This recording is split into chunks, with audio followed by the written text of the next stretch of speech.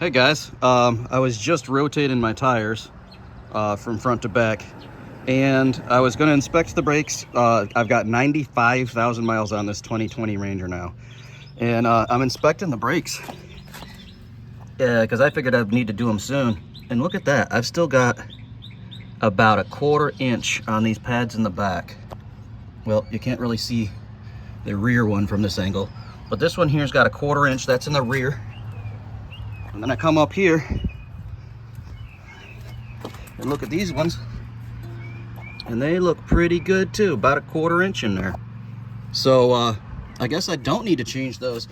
After 95,000 miles, you would think you would need to. However, probably about 70% of those are highway miles.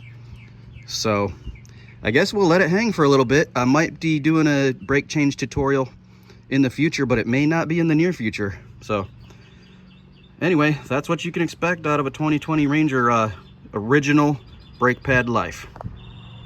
See you guys next time.